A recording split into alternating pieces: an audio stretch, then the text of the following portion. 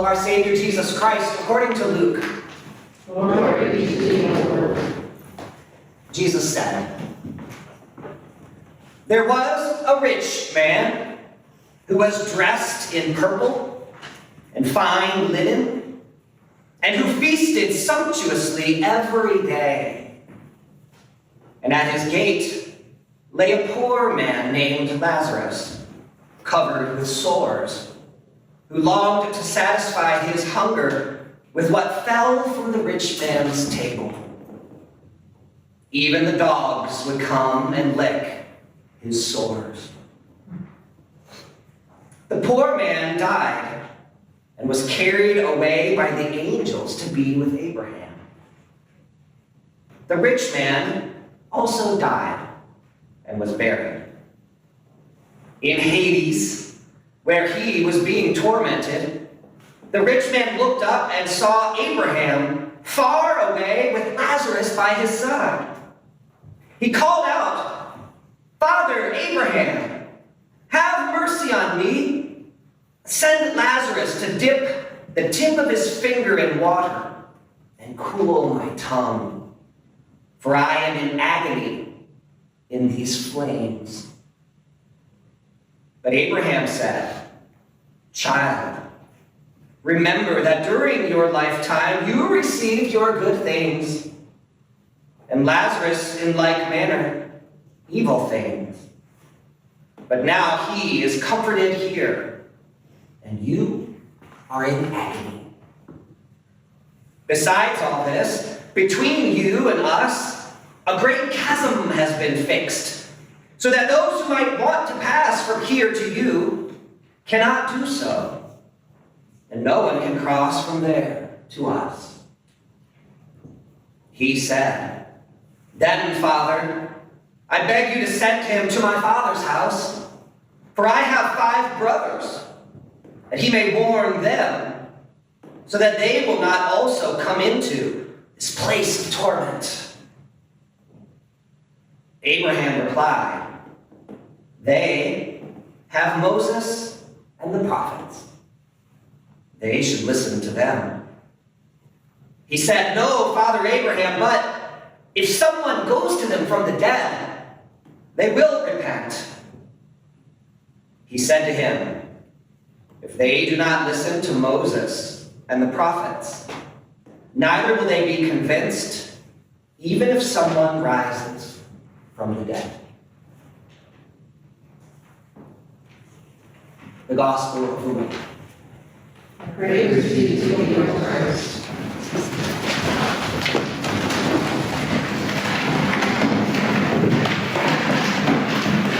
The year was 1300, clean and round. 1300, Western Europe. It was the spring of the year 1300, a Jubilee year. And Dante Alighieri, on Maundy Thursday, writes in his great poem, The Divine Comedy, that in a dream, in a spiritual like fog or revelation, the great and ancient poet Virgil came to him and took him, Dante, into the circles of hell, where he went on to write the Divine Comedy, which is not typically how we know it, but that's the full collection, the first section being Dante's Inferno. Have you heard of Dante's Inferno?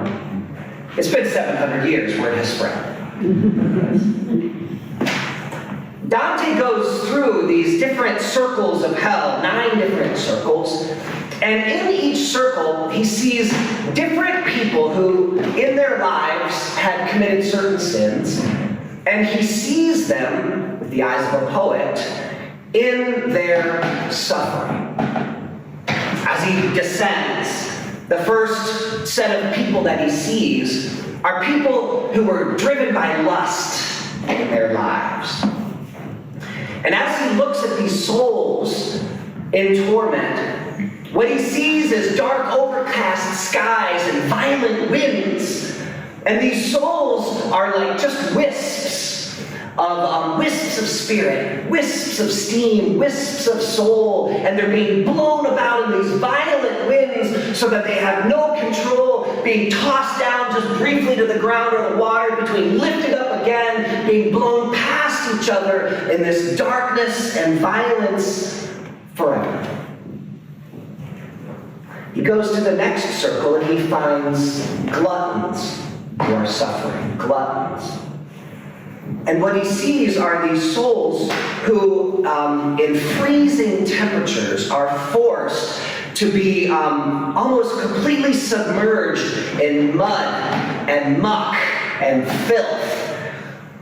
And rolling around and trying to make their way through this cold filth. They're being drenched by freezing rains, and Cerberus, which is the three-headed dog in Greek mythology, is constantly biting at their heels and consuming them. In the next circle, he sees people who are hoarders and people who are wasters. And he sees them arranged in a great big circle. And the hoarders, which of course were people who kept things to themselves, and the wasters, people who paid no attention and just let things go, were arrayed against each other. Hoarders versus wasters, and wasters versus hoarders. And in this eternal sort of meaningless effort, the hoarders and the wasters were alternatively pushing heavy weights or pulling heavy weights until they smashed into each other. And then they would cry out to each other, "Why do you hoard?" And the others would say, "Why do you waste?" And their heads would smash against each other, and the stones would crack, and sparks would fly, and they would all fall backwards. And then they would drive themselves towards each other again, pulling and pushing until they smashed into each other again. Why do you hoard? Why do you waste? Sparks, cracks, heads hitting each other, and then falling back again, forever in eternity, crashing against each other. And the circles went on.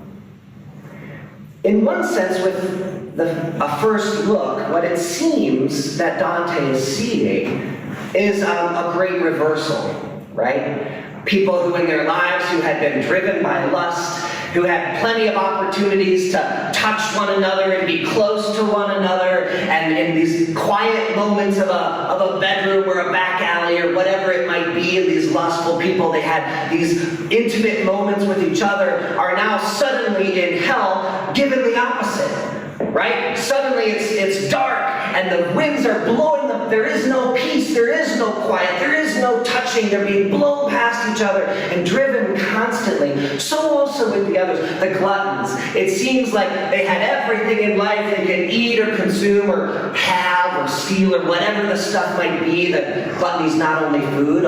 All these things they might have had and been able to enjoy, probably in beautiful surroundings. Suddenly they get the opposite. Right? We're familiar with hell being the opposite, a reversal. So what you had in life, in hell you get the absolute opposite. And so they're in the mire, they're in the filth, they're in the cold, and they are being consumed, when it used to be that they were consumed. So also for the hoarders and for the gatherers. But on a deeper look, something else is actually happening. The key to understanding Dante is to realize that as he goes through the layers of hell, he sees people he knows. This is the privilege of being a poet. You get to write in your friends and enemies. Mostly enemies because it was hell.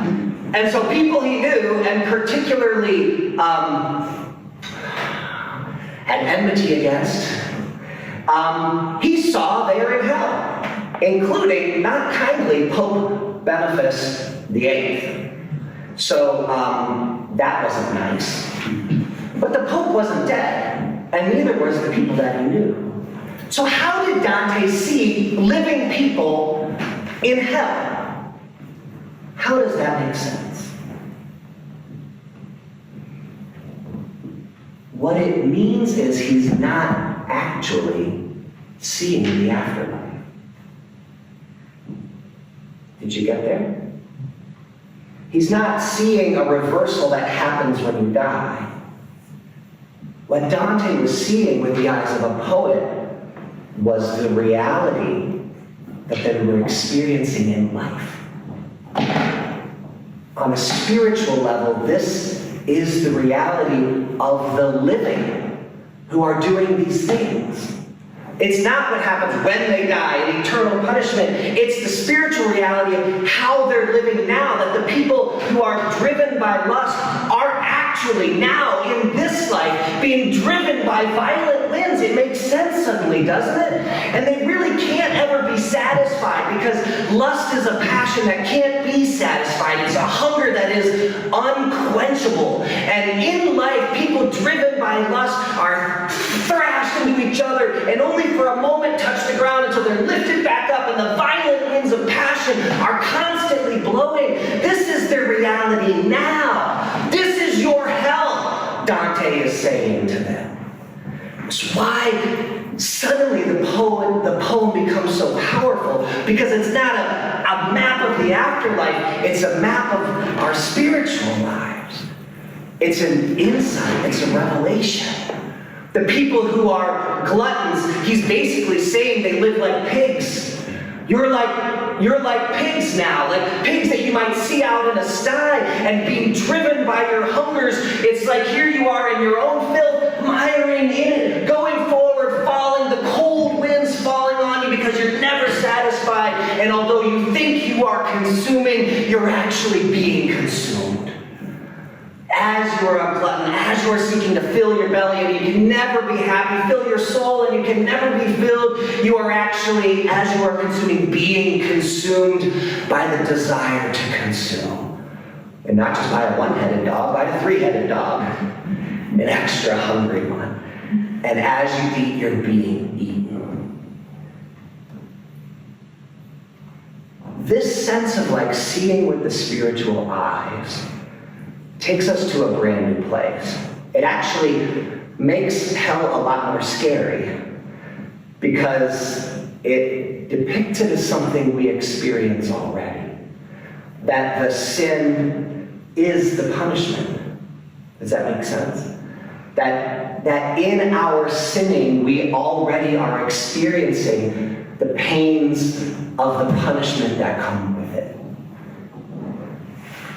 In today's parable, we see this rich man, and we can actually look at this parable with similar eyes and recognize for a moment that Jesus is not, just like Dante wasn't purporting to tell us the truth about hell in an afterworld, but the hell we live now.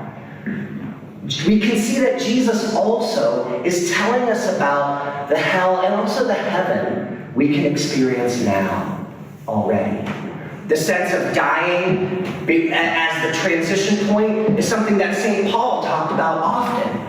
We're supposed to die daily, St. Paul says. We're supposed to die to ourselves. We're supposed to die to our passions and become alive to Christ. We're supposed to die to being driven by the flesh, and we're supposed to raise up to being driven by the Spirit, to being drawn forward and living the life of God. This is our life now. The cross is salvation because it takes us through it now. We died on the cross with Christ, and who I am now, St. Paul says, is bound up together with Him. For St. Paul, this death and resurrection was something that had happened in him already, and it's something we believe happens in baptism. As we go through the waters of baptism, it is our death to death. Baptism is our death to sin, so that when we come up out of the waters, whatever it was you did, we come up out of the waters already beginning our new life. In the sense, we look at this rich man, and what do we see? But we see a guy who's behind a gate, right? He's erected a gate in his life, and here he's holed up in his house, and he's doing everything he can to satisfy all of his senses, to satisfy his sight with the purple, and his fingers with the linen, and his smell and his taste with the great food. He's doing everything he can to fill himself. And what Jesus is telling us is, look at his spiritual reality. in this very moment, his spiritual reality is that gate is not holding others out, it's blocking him in. He's frozen in and he can't move. He's actually being consumed by flames. His hunger, his loneliness, his sorrow, his lack of ability to fill himself in the ways he wants to be filled is leaving him burning and filled with agony. Leaving him burning and filled with agony. It's the reality for him already. The question then of the sermon and of the parable is, where is the help? Right? How do these people in hell, in Dante's hell, find redemption? What is the hope? What is the help for this rich man who is locked in this way? Do you know that in all of the parables, nobody is ever named? Nobody has a name. A woman goes before a widow, goes before a judge. A son says to the father. A manager says to his steward. There's never a name. Nobody is ever named, except once, in today's parable. And what is the name? Lazarus. If there's an answer to what is the help, then maybe it's there. Do you know what Lazarus means? I'm going to assume you don't, unless you've been studying all week for the sermon. Lazarus means God helps. God helps. God helps. If you look at the problem of everybody that we've talked about so far, their problem is relying on their own strength and being driven by their own emptiness to try to satisfy their own needs. They're looking for help from themselves. The rich man, at the very least, is saying, send somebody to come and help me. And what Abraham says is, this is not something anybody can help. There is one person, there's the only person on earth who can help you is you. There's something you have to do. Lazarus can't do it for you. Your parents can't do it for you. Your pastor can't do it for you. Your partner or your best friend can't do it for you. Your children can't do it for you. Your church can't do it for you. You have to do it. You have to do it. You have to do it. Driven by lust, there is no one who's going to save you from your lust. You need to make a change. You need to get on a new course. You need to change something. You need to get on a new path. And if you don't, the flames will continue. The winds will continue. The cold will continue. How are you going to do it? There is only one who can help. And it's nobody on earth today. It is God. It is God who helps. It is only God who helps. The answer for each of these people is to turn their hearts to God. And having turned their hearts to God, to become changed. And nobody can turn their heart to God but you. Nobody can turn the rich man's heart to God except himself. Nobody can turn the sinner or the lustful or the wasteful or the hoarder's heart to God except themselves. There's got to be that shift. And when you open to it, and we see this in the second passage from Timothy, all of the things of God become a part of who we are. Righteousness. He says to Timothy, fight the good fight. That means get up, do something, get some energy, make a difference, rile yourself up. This is a fight. It's a battle for your own soul, and you are the soldier, so get up and do something. Find your God, open your heart, pray to the Lord, call Christ into your life, fill yourself with the Spirit, make the sacrifice to live it. In righteousness, godliness, faith, love, endurance, gentleness. These are the things of God that change a heart, change a life, and change a world. And if you want to know what it looks like, take a look at Lazarus. Because in the same way, in the eyes of the world, Lazarus looks like he has nothing. Who of us wants to look like we have nothing? Guess what? What it looks like doesn't matter at all. It does not matter at all whether you've got rags on your shoulders or not, whether people look at you with their heads and wag their heads or not, to have your heart set on God. Look at Lazarus. All those things, Paul says to Timothy. Righteousness, godliness, yearning with the heart of God, desiring what God desires, seeking justice, just desiring, not forcing himself. Lazarus isn't full of anger. He's not full of bitterness. He's simply full of hope and full of desire, full of faith, full of love. The dogs come and care for him, and he welcomes the dogs. It tells you something what's good with animals. Endurance, gentleness. These are the character of Lazarus' heart. And in the Spirit, Dante doesn't only see the spiritual reality of sinners, he sees the spiritual reality of saints.